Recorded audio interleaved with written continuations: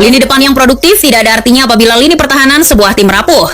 Selain menjadi gudang striker-striker papan atas, Atletico Madrid juga dikenal pandai dalam mencari penjaga gawang potensial. Pos penjaga gawang Atletico Madrid juga kerap diisi oleh nama-nama berkualitas dan kelas wahid, seperti Leo Franco yang didatangkan dari Mallorca secara cuma-cuma. Setelah Leo Franco, Atletico tidak pernah kehabisan kiper hebat. Lantas, apa yang membuat Atletico Madrid tidak pernah kehabisan stok kiper hebat?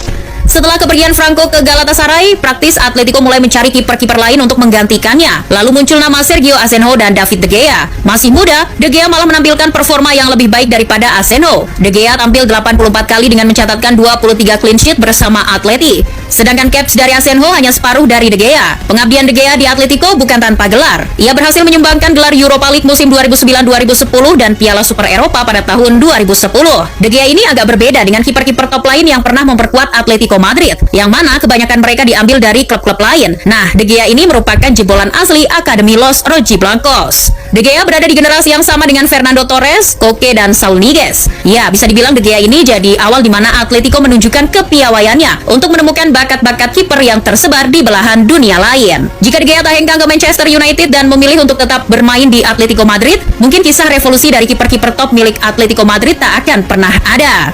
Dengan perginya De Gea, pihak manajemen klub langsung memutar otak untuk mengantisipasi apabila hal-hal semacam ini terjadi kembali di masa yang akan datang. Lalu, muncul gagasan visioner dari sosok Jose Luis Caminero yang kini sudah menjadi CEO klub Spanyol lainnya, Malaga. Sewaktu masih di Atletico Madrid, Luis Caminero ini berposisi sebagai direktur olahraga. Ia memiliki peran cukup penting dalam fenomena revolusi kiper-kiper hebat Atletico yang terjadi secara terus-menerus hingga sekarang. Contohnya, ketika De Gea pergi, ia dengan cepat mengalihkan pandangan kepada kiper-kiper potensial lain untuk menggantikan De Gea. Caminero memang dikenal selalu memiliki rencana jangka panjang. Akhirnya, Caminero bekerja sama dengan tim scouting yang tersebar di berbagai negara untuk mencari bakat-bakat terbaik sepak bola, khususnya penjaga gawang, karena posisi tersebut sedang dibutuhkan. Akhirnya muncul nama kiper muda milik Chelsea, Thibaut Courtois. Kiper Belgia ini sulit mendapat tempat di skuad utama The Blues karena masih ada Peter Cech. Dan lagi-lagi, Atletico mendatangkan Courtois tanpa mengeluarkan sepeser pun biaya peminjaman. Courtois dipinjam selama 3 musim dan membantu Atletico Madrid meraih banyak gelar seperti Europa League 2011-2012, Piala Super Eropa tahun 2012, Copa del Rey musim 2012-2013, dan trofi Liga Spanyol musim 2013-2014. Sebenarnya, Courtois nyaris mempersembahkan trofi Liga Champions untuk Atletico Madrid jika ia tak kebobolan oleh gol sundulan Sergio Ramos di final Liga Champions musim 2013-2014. Selama berseragam Atletico, Courtois berhasil mencatatkan 76 clean sheet dari 154 pertandingan. Terlebih dari 154 pertandingan itu, Courtois hanya kebobolan 125 gol saja.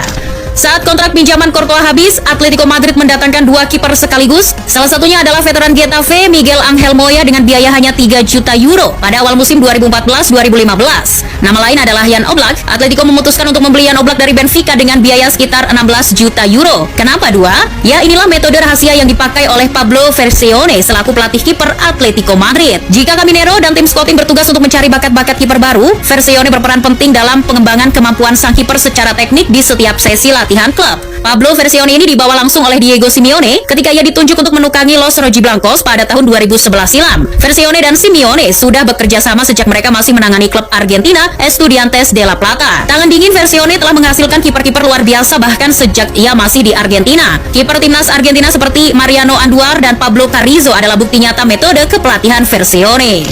Lantas, metode latihan jenis apa yang dipakai Pablo Versione sehingga ia bisa menghasilkan kiper-kiper hebat untuk Atletico Madrid? Versione menggunakan metode sederhana, yaitu dengan memiliki 2 penjaga gawang dengan kualitas tak jauh berbeda. Bahkan bisa dibilang, Atletico Madrid adalah pionir dalam adanya 2 penjaga gawang kelas dunia dalam satu tim. Metode ini sudah dipakai Atletico Madrid sejak akhir 2011, setidaknya punya 2 kiper dengan kualitas yang nyaris setara. Bahkan di awal kedatangan Simeone dan Versione, Atleti punya 4 kiper dengan kualitas serupa, yakni Joel Robles, Sergio Asenjo, De Gea, dan Roberto. Jadi ketika De Gea pergi ke Old Trafford, Atleti mendatangkan Thibaut Courtois untuk menjadi pesaing bagi Sergio Asenjo. Banyak yang berpikir bahwa Versione ini gila, karena jika menghadirkan 2 kiper sekaligus, persaingan ini akan merugikan salah satu dari mereka. Nah, disinilah Versione menunjukkan perannya. Ia menjaga iklim persaingan pos penjaga gawang agar tetap positif. Ia memberi masing-masing kiper Atletico porsi dan kesempatan bertanding yang berbeda. Misalnya, Courtois bermain untuk Atletico di La Liga dan Liga Champions, sedangkan Sergio Asenjo akan tampil di Copa del Rey dan beberapa match La Liga. Cara ini akan menjaga iklim persaingan kiper tetap positif positif sekaligus menjaga performa keduanya. Metode ini terus dipakai hingga era Moya dan Oblak. Mereka secara rutin bergantian mengisi pos kiper Atletico Madrid. Karena Moya lebih senior, tentu ia akan diberikan jatah bermain lebih banyak dari Oblak. Hal ini juga dapat memberikan waktu lebih banyak kepada Oblak untuk mempersiapkan diri. Dan benar saja, musim-musim berikutnya Jan Oblak langsung menjadi kiper utama Atletico Madrid. Bahkan untuk musim ini saja, posisi Oblak di bawah Mister hampir tak tergantikan.